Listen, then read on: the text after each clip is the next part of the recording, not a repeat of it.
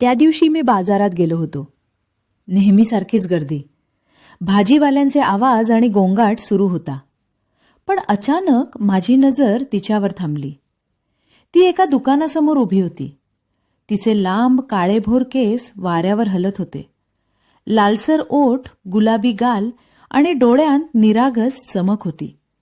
क्षणात माझं मन तिच्याकडे ओढलं गेलं. मी नकळत तिच्याकडे पाहत राहिलो. ती मात्र आपल्या कामात गुंतलेली होती. मला धाडस करून तिच्याजवळ जायचं होतं, पण पाय पुढे पडत नव्हते. शेवटी मीच हिंमत केली आणि तिच्याजवळ गेलो. माफ करा, इथे जवळच चांगलं कॅफे कुठे आहे का? मी थोड्या घाबरलेल्या आवाजात विचारलं.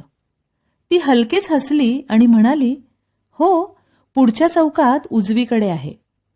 तिचं हसू इतकं सुंदर होतं की माझी धडधड. मी म्हणालो, धन्यवाद, आणि थोडं पुढे गेलो. पण मन तिथेच अडकलं होतं. काही क्षणांनी तीच माझ्याकडे आली आणि म्हणाली, तुम्ही इथे नवीन आहात का? मी हसत म्हणालो, नाही, पण आज कुणीतरी खास भेटलं म्हणून जागा खास वाटते.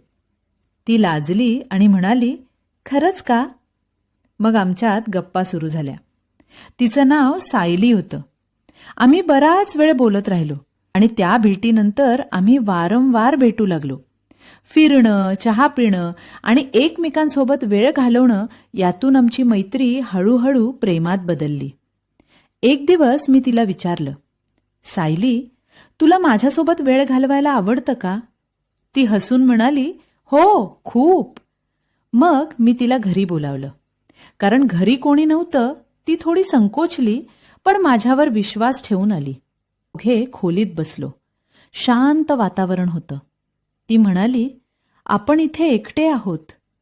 मी तिचा हात हलकेच धरत म्हणालो, हो, पण मला फक्त तुझ्यासोबत वेळ घालवायचा आहे. आमचे डोळे एकमेकात गुंतले आणि त्या क्षणी आमच्या मनातील भावना आणखी गडद झाल्या. त्या शांत खोलीत आमच्या प्रेमाची खरी सुरुवात झाली आणि आम्ही दोघे त्या क्षणांचा आनंद